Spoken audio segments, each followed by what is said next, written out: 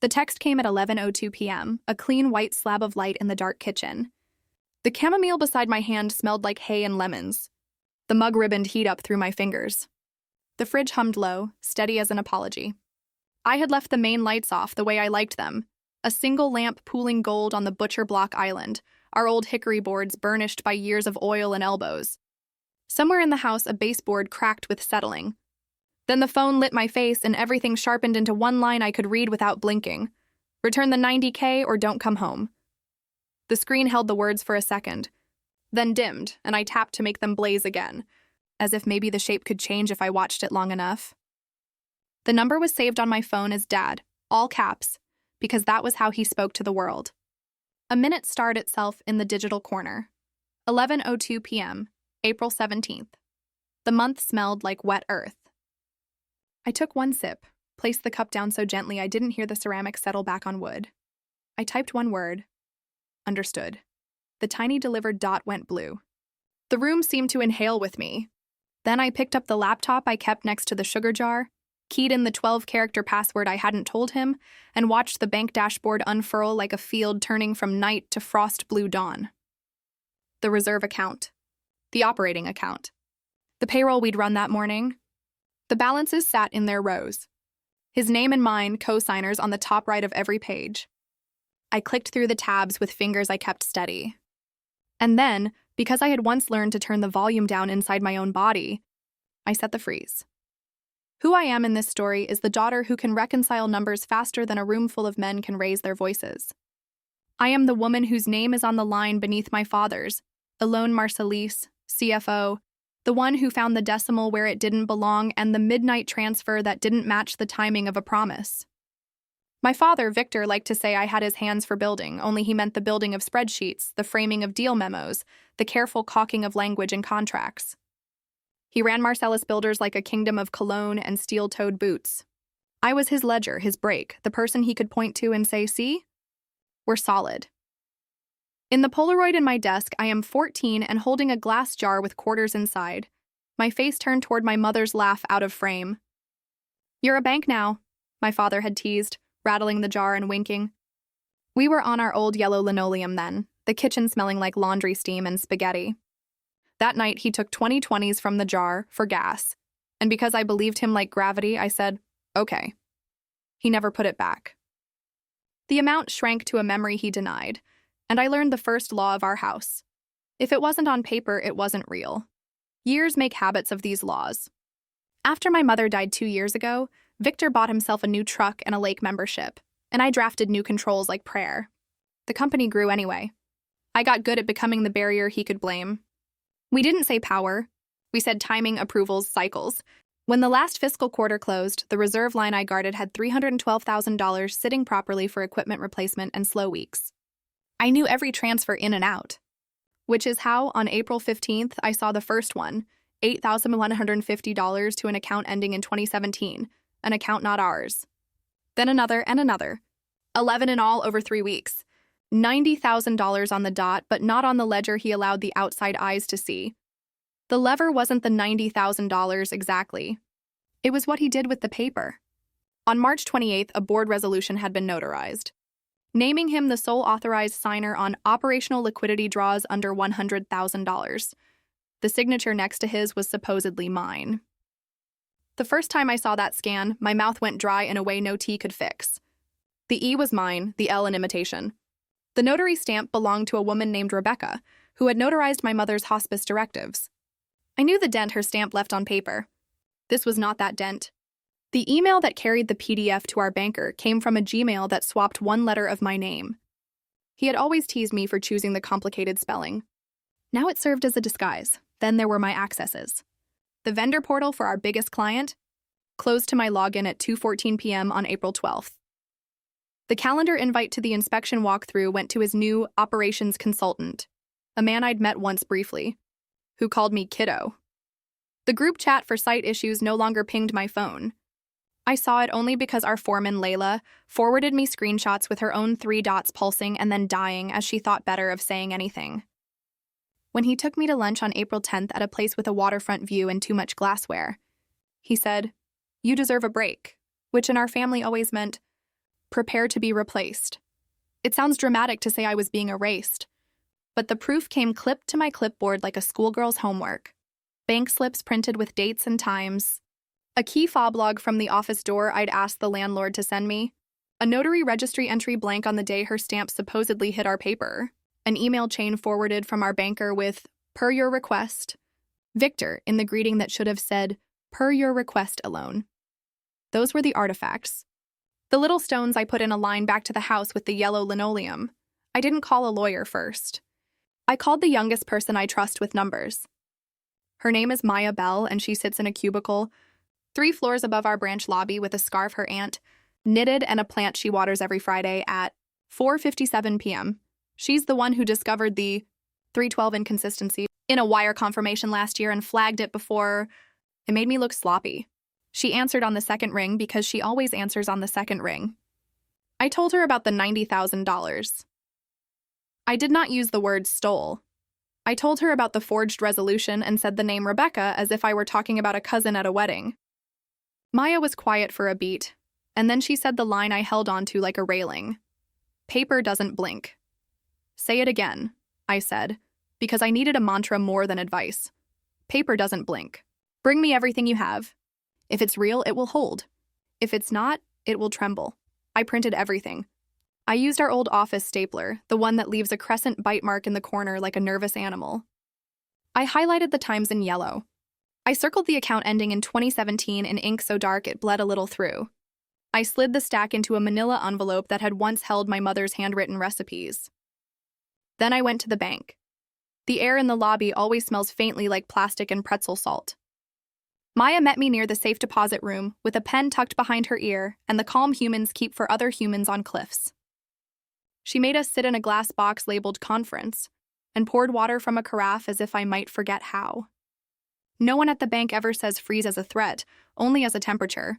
As cosigner and CFO, I had the authority to place a hold on disbursements from the reserve line pending verification of a resolution.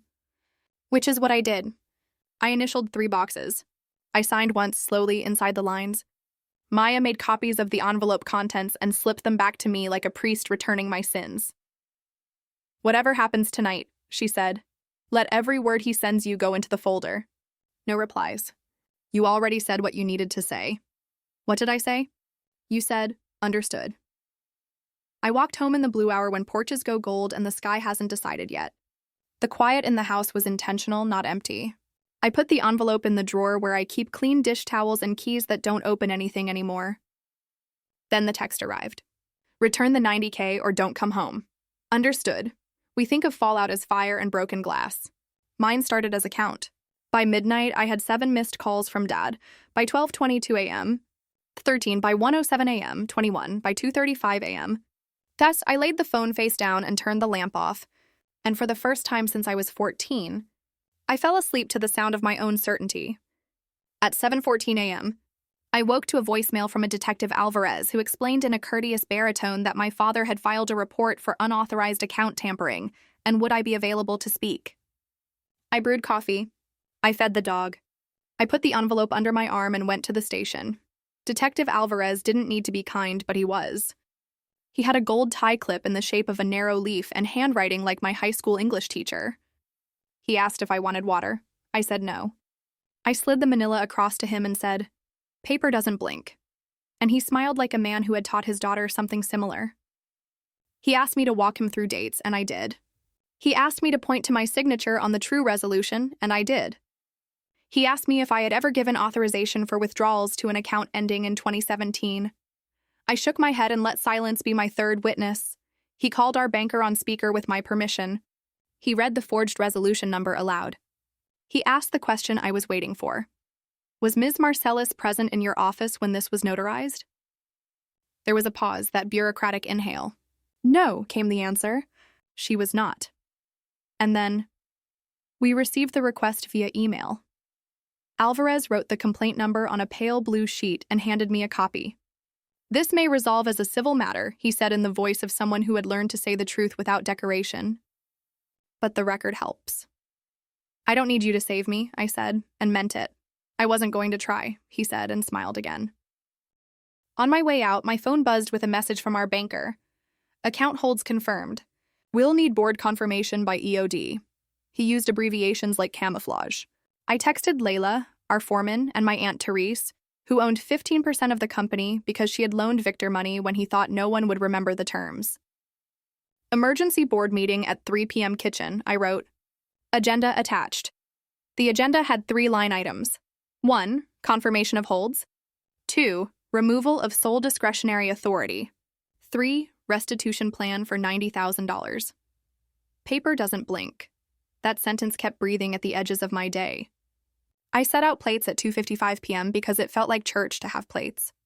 Layla came in her work boots with a notebook and the smell of rain. Aunt Therese came with a tin of cookies she'd pretend were coincidence.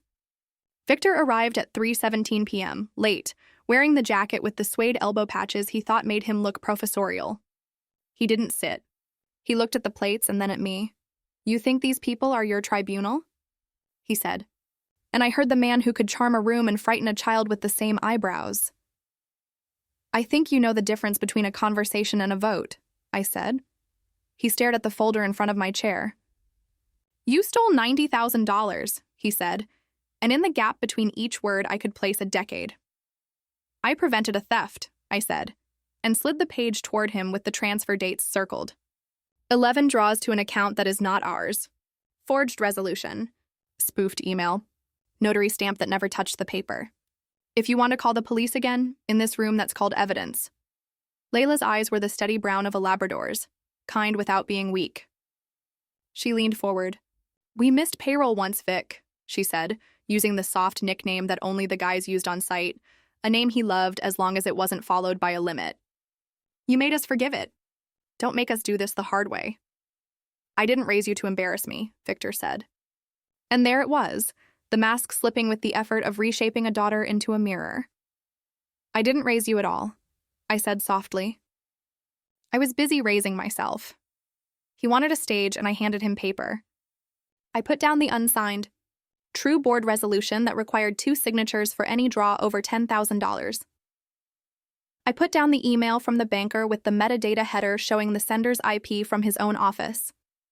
I put down, last, a letter my mother had written the winter she knew she would not see spring, addressed to me, dated in her careful cursive with a flourish I still sometimes copy when I'm bored at my desk. If your father forgets himself, she wrote, remember what the numbers say. Remember your calm. Remember that paper keeps its nerve when people don't. I want my money, he said after he glanced at nothing for a long time. He did not look at the letter. You'll get a salary, I said. That's money you earn. We took the vote. Therese's fingers trembled when she lifted them, but her voice did not. Layla wrote the minutes because she writes everything down. The motion carried. Victor was removed as sole discretionary authority on operational liquidity draws. Holds remained. The $90,000 restitution would be handled by crediting the operating reserve from Victor's Lake membership sale and deferred salary over 6 months. If he didn't sign, a civil action would begin with the paper we had. The bank would keep the hold until the question resolved. I sent the minutes to the banker with a subject line that said exactly what it needed to. Board resolutions attached. Please update signing authority. Paper doesn't blink. He stood in my kitchen with my mother's handwriting facing up on the table and lifted his chin. You are ungrateful, he said, on the last syllable making himself taller. I am done, I said. He left without slamming the door because even he knew that this was not that kind of house now. The calls slowed to a trickle. The texts moved from threat to bargaining. Let's be reasonable. Don't do this to me. I'll fix it. I didn't reply to any of it.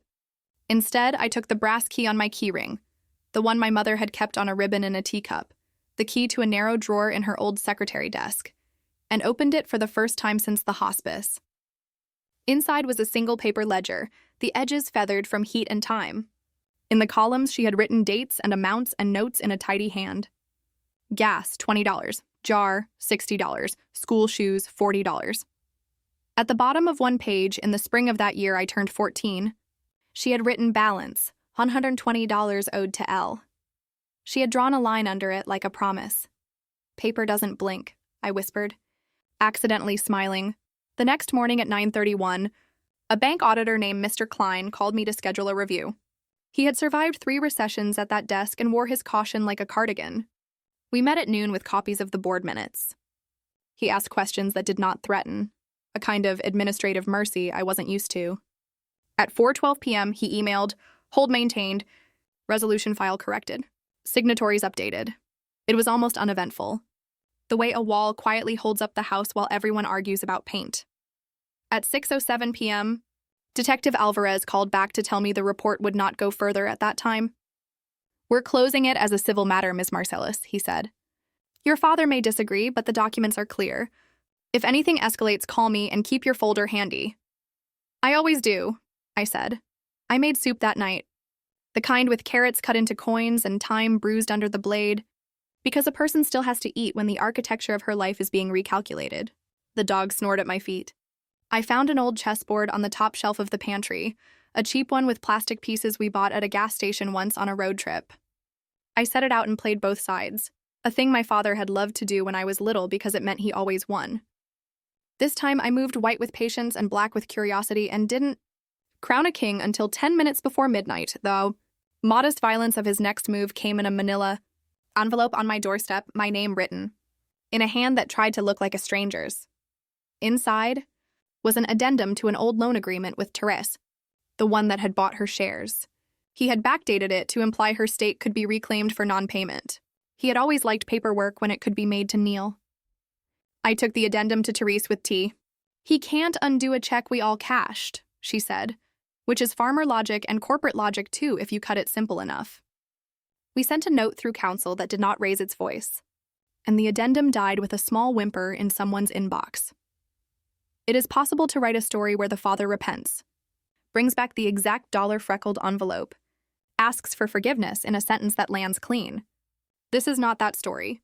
What I got instead was smaller and truer, a man who liked control more than he liked anything, forced to share it.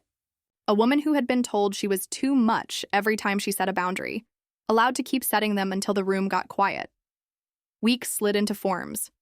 I signed a covenant clarifying my role and the board's, not because I needed the paper to make it real, but because the paper helps other people behave. We instituted dual control on all draws over $5,000 and monthly audits I didn't have to nudge into existence. Victor's Lake membership listing appeared online. I did not click it. He came to the office with a lunch in a brown bag and sat in the conference room where the blinds make stripes on the table and asked questions about a bid on a small school project. He said we when he meant I and then once corrected himself. Paper doesn't blink. Sometimes I think the truest line my mother left me is the one she never wrote. You are not a bad daughter for refusing to be a good victim. On the last page of the ledger, she had written one more balance line, this one in a different pen, dated April 17th, 2 years earlier, and next to it a phrase I had forgotten she said when she folded laundry or signed forms for school. Paid in full, she had written. She was talking about something else, probably a bill for a dryer repair, but the words glowed in the neatness of the column like a mercy. I copied them onto a sticky note and tucked it under the magnet on the fridge where I keep reminders. Paid in full. A boundary written in a language even I couldn't argue with. When the restitution finally posted, 3 entries over 6 months, $15,000, $35,000, and then $40,000 from the sale of the lake membership, I didn't celebrate.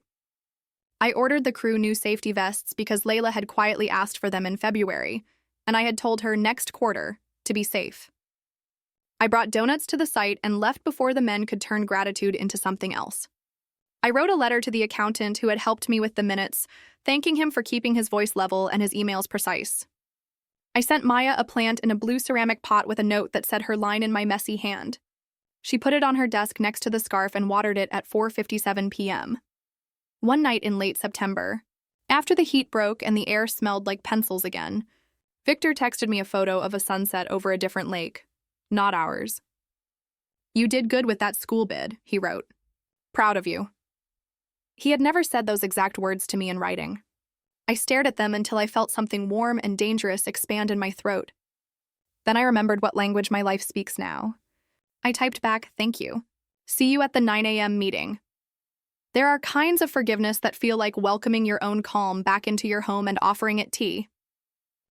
On the day the last restitution hit the account, I took the brass key out of my pocket and went to my mother's desk. The wood smelled like lemon oil and old paper, like home.